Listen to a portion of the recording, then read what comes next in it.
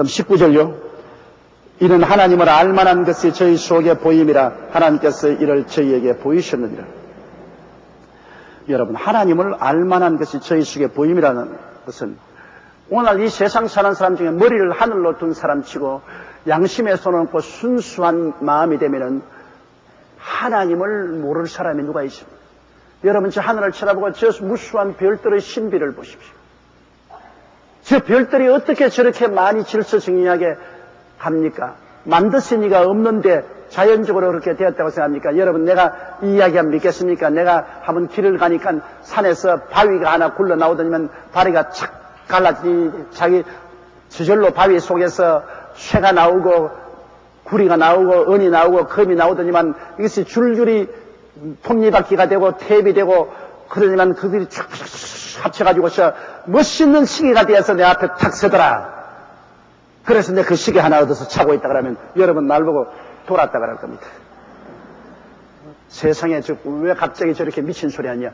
어디에 갑자기 바위가 굴러나와 지절로 갈라져서 금이나 은이나 굴이나 철이 나와가지고서 스스로 톱니바퀴가 되고 탭이 만들어지고 스스로 합쳐서 팔뚝시계가 되느냐? 안 되죠.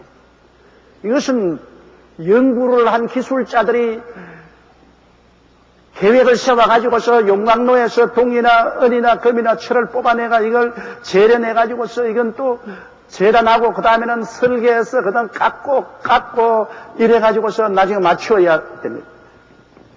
사람이 들지 않고 만들어집니까? 성경에 집마다 지은이가 있는데 천지를 지으시는 하나님이시라. 여러분, 집도 사람이 안 짓고는 되지 않아요.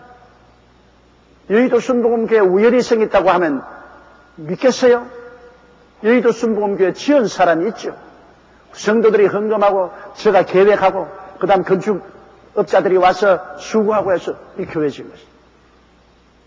그렇기 때문에 목적을 세우고 계획을 세우고 힘을 합쳐서 일하지 않고는 아무것도 안 만들어져요. 그런데 세상에 조그마한 집이나 그렇지 않으면 시계나 자동차 만드는데도 사람들이 계획을 세우고 설계하고 연구하고 노력해야 되는데 이 방대한 우주가 여러분 우연이 돼요? 어떻게 우연이 돼요? 일본의 유명한 유전학자는 항상 그는 종교를 안 가지고 있지만 늘 something great가 우리 인간을 지었다고 그렇게 말합니다. something great. 누군가 위대하신 분. 왜냐? 자기가 유전환을 전공해 보니까 인간의 이 세포 속에 저 같으면 저 70억 개의 세포가 있는데 저는 이 세포 70억 개 중 하나 속에 눈에 안 보이는 현미경적인 그 나사형 테이프가 있는데 테이프에 40억 개의 유전 정보가 들어있다. 우리가 살아가는 모든 유전 정보가 상세하게 기록되어 있다. 그 자기가 하는 말이 도대체 이것은 우연히 그렇게 유전 정보가 40억 개나 되는 유전 정보가 나사형 AGCT라는 염기에 기록되어 있다고 하는데 그 자연적으로는 될 수도 없고 우연히도 될 수도 없고 이거는 누가 설계하고 계획해야만 이 사람이라는 이 위대한 이 몸을 만들어 놨는데 자기는 그게 누군지 모르겠지만 something great 누군가 모르게 위대한 분이 있어서 인간을 설계했다고 그 책에 늘 그렇게 하고 있습니다. something great.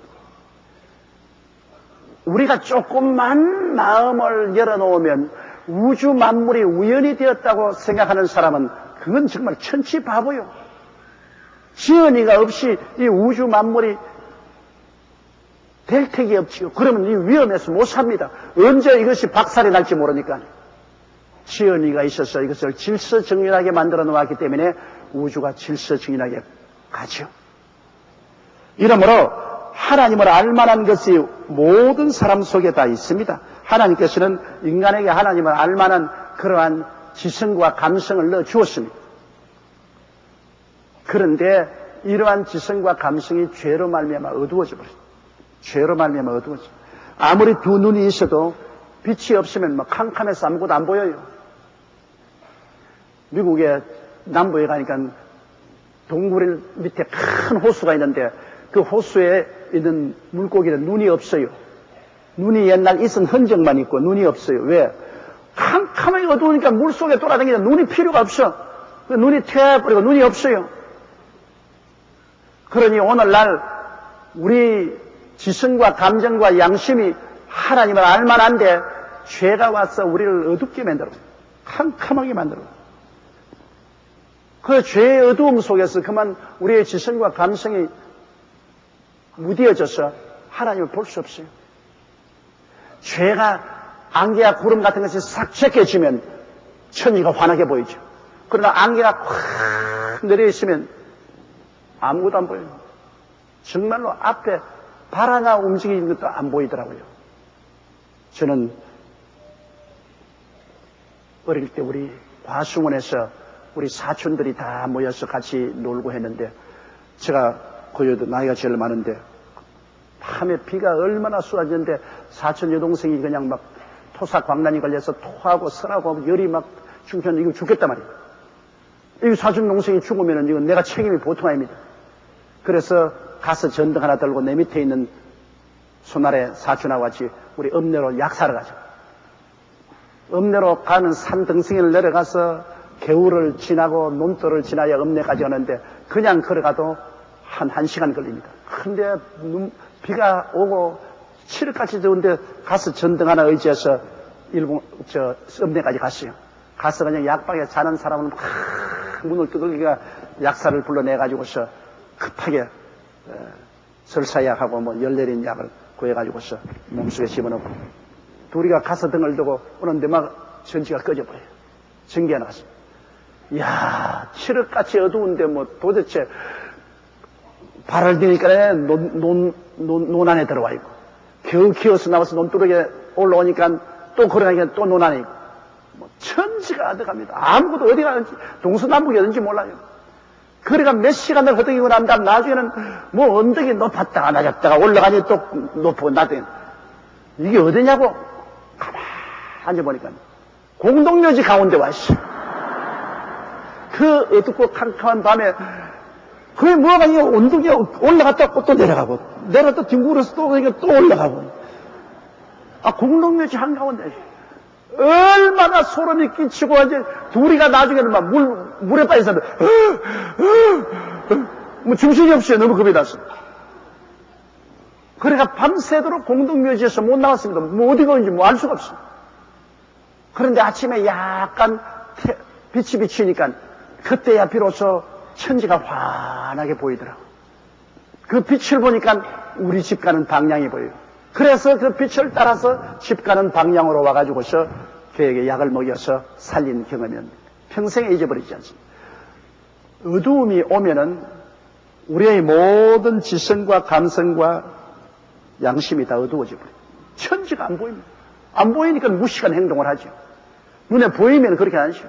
이 어두움, 죄악의 칠흑같이 어두운 밤을 제낄 수 있는 유일한 길은 예수의 피밖에 없습니다. 예수의 보혈이 오면 이 어두움, 죄가 제껴지니까 우리의 지성과 감성이 밝아져서 하나님을 알게 되고 하나님의 아들 예수님을 알게 되고 말씀을 깨닫게 되고 우리가 하나님 앞에 떨고 두려워하며 회개하게 되는 것입니다. 그렇기 때문에 예수 그리스도의 보혈을 믿는 길밖에는 우리가 이 어두움에서 벗어날 수가 없어요.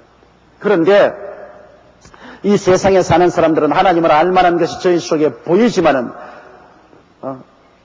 그들의 마음이 더 어두워졌어요. 20절 보십시다. 창세로부터 거의 보이지 아니하는 것들 곧 그 영원하신 능력과 신성이 그 만드신 만물에 분명히 보여 알게 되하니 그러므로 저희가 핑계치 못할지니라. 핑계할 수 없지요.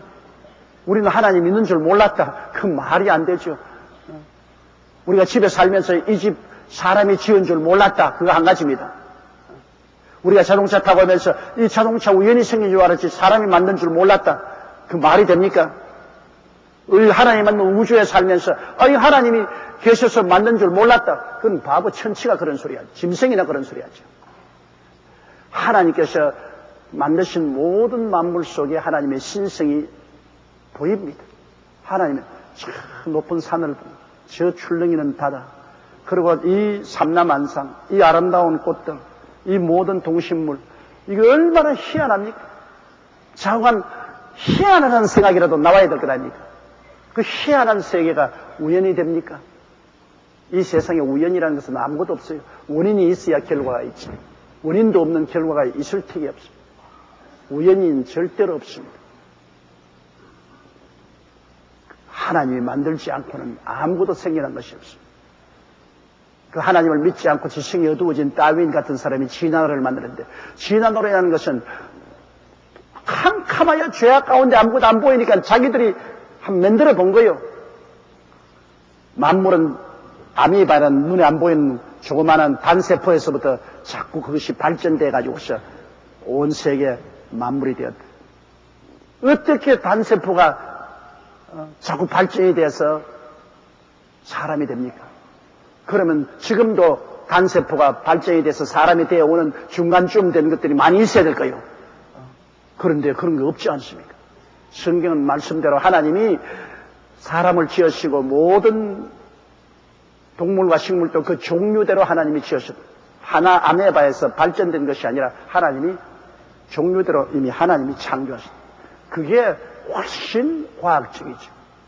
어떻게 그런 미신적인 말을 믿습니까? 아메바 하나가 점점 스스로 진화해가지고서 그래서 사람도 되고 우주 이 만물의 것이 되었다고 진화론을 시작합니다. 그건 있을 수가 없어요. 그건 완전히 지성이 어두워진 사람들이 만들어내온 이론에 불과한 것입니다.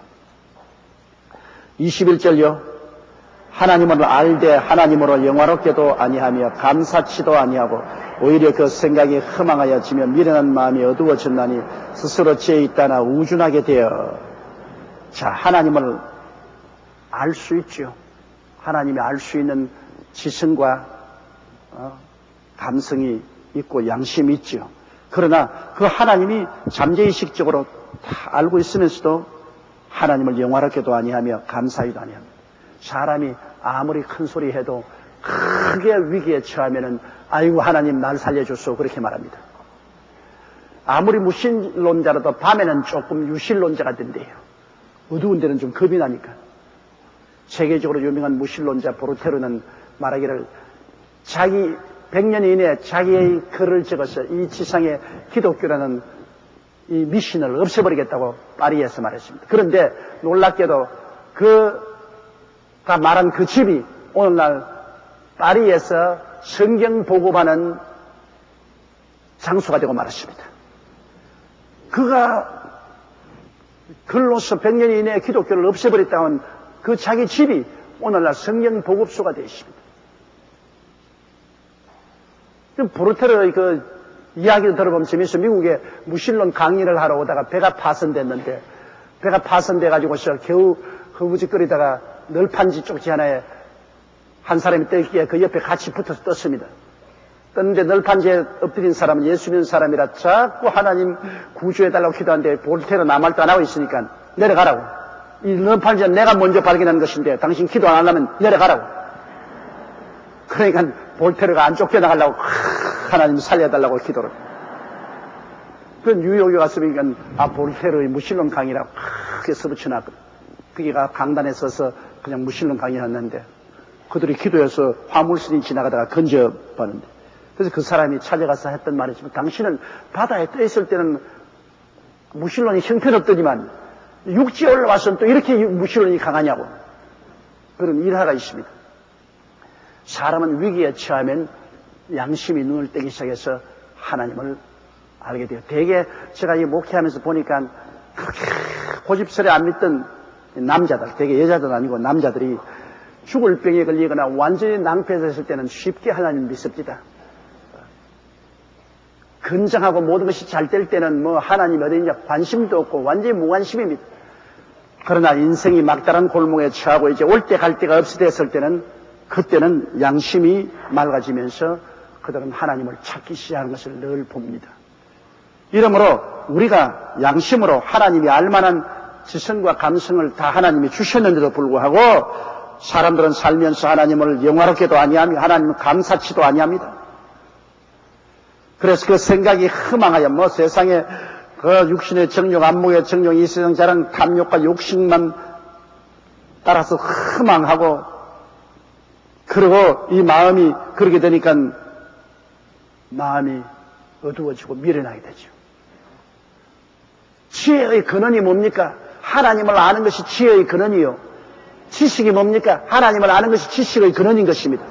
제일 중요한 지식이 하나님을 아는 지식입니다. 하나님 모르는 지식은 가져봤자 소용이 없어요. 자기가 멸망받고 만지겠네.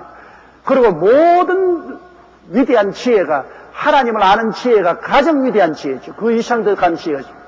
하나님을 아는 것이 지식의 근본이요. 지혜의 근본인데 이를 무시해버리면 지혜도 무시해버리고 지식도 무시해버린 것입니다.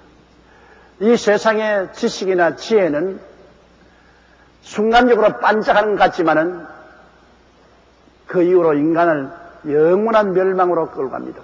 그런 지혜와 지식이 무슨 필요가 있습니까? 멸망으로 끌고 갈 지혜와 지식이 무슨 필요가 있어요? 오직 예수 그리스도와 하나님 아버지를 아는 그 지식과 지혜는 우리를 영원히 살게 만들어주는 것입니다. 이게 진짜 지혜와 지식. 이걸 무시한 인간의 지혜와 지식은 그것은 엉터리입니다. 속이는 겁니다. 거짓입니다. 생명을 갖다 주지 못한 모든 것은 거짓이 아니고 무엇이겠습니까? 23절요. 썩어지지 아니하는 하나님의 영광을 썩어질 사람과 금수와 버러지 형상의 우상으로 바꾸었느니라. 사람이 얼마나 우준해지면은 하나님의 대신에 잡신을 섬기는데, 세계 이스가 여러 곳에 가보면 희한한 데가 많아요. 대만에 가면은, 대만은 뱀을 신으로 섬기는 데가 있어요. 뱀을, 신당을 만들어서 거기 뱀을 갖다 놓고 뱀에다가 계란에다가 닭을 갖다가 바치면서 복 달라고 막 기도를 하고 있어요. 이 세상에 우준에도 유품수가 있지 뱀을 보고 복을 달라고 기도를 해요. 뱀신을 씁니다.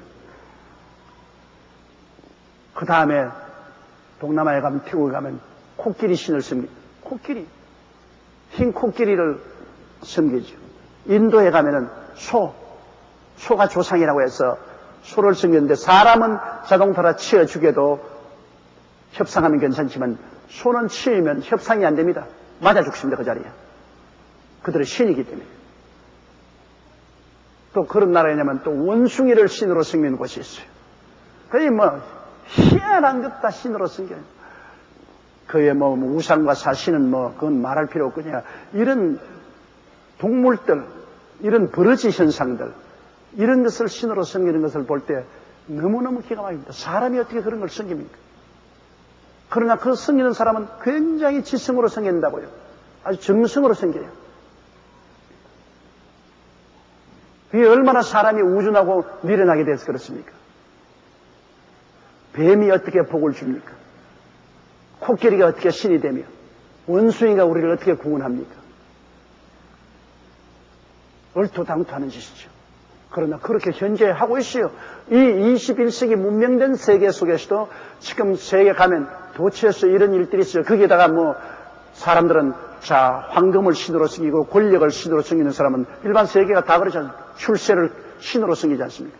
권력을 얻고 돈을 얻고 출세하기 위해서는 수단과 방법을 가리지 않은 그건 일종 마음의 우상인 것입니다. 참 하나님을 버리고 우준해진 사람들은 아주 무식하게 되어서 마귀가 끄는 대로 온갖 짓을 다 합니다.